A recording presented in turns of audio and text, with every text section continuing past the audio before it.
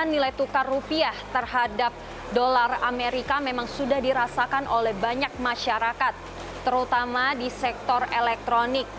Saat ini saya sudah berada di Bilangan, Jakarta, tepatnya di Harko Mangga 2 untuk menanyakan langsung dan meninjau langsung ke lapangan apakah hal ini benar adanya. Mari simak liputan saya hari ini.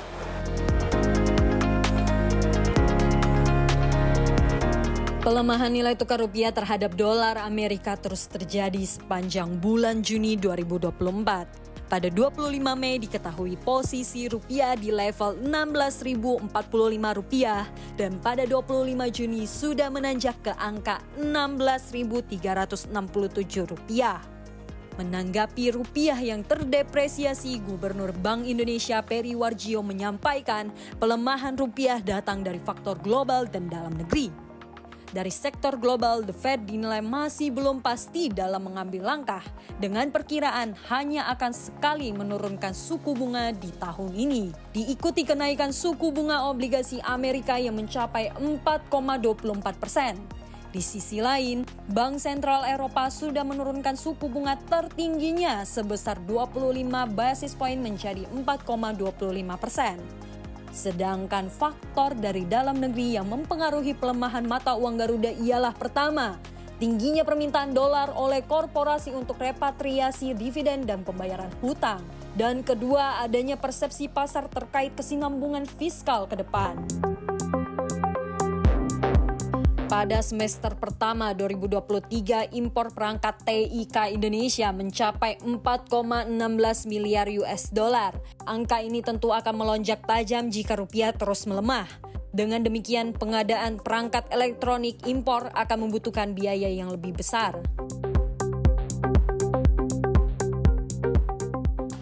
Kalau berdampak itu pasti sih Mbak, karena kan kayak spare part laptop gitu kan. Kalau untuk importir umum kan kita jarang. Kita kebanyakan kan dari supplier luar khususnya di Tiongkok. Jadi kayak untuk kenaikan harga barang itu ada banyak ya. Jadi kayak dari SSD, kadang juga di LCD juga ada yang naik. Tapi paling signifikan itu di SSD sama RAM itu. Kalau dari kita toko sih udah pasti dapat info kenaikan dari distributor ya. Karena kan kita kan kalau transaksi kan dalam bentuk rupiah, jadi kenaikannya kemungkinan itu 5% sampai 10% itu sudah naik dari harga yang sebelumnya. Dan emang di awal tahun 2024 saja kita sudah mengalami penurunan dalam penjualan. Sejauh ini sih untuk naik harganya sih belum, tapi udah ada soundingnya bakal akan naik, akan disesuaikan dengan kurs yang naik sekarang. Ya.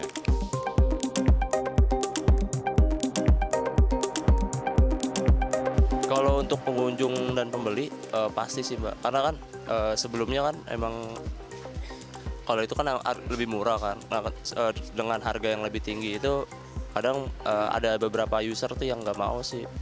Penurunannya kalau kita lihat kemungkinan bisa di 40% sampai 50%. Dari penjualan tahun 2023 ya.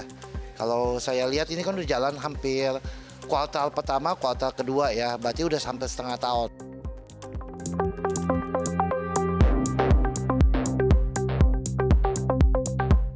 Kalau kita kan konsumen pihak ketiga ya mungkin nggak terlalu berpengaruh. Mungkin berpengaruhnya ke orang yang punya toko yang beli dari pihak luar itu mungkin berpengaruh sih. Kalau kita overall nggak sih. Kalau tanggapan saya untuk kenaikan elektronik ya wajar-wajar aja ya. Maksudnya kalau umpama memang ada kenaikan juga kita nggak bisa paksakan kan dari supplier dari luar gitu kan. Gitu. Kalau kita mau protes kemana gitu kan? Kayak gitu juga nggak bisa kita protes. Tapi ya paling kalau mereka supplier gitu barang kan ya istilahnya kita bisalah minta kurang segala macam gitu aja.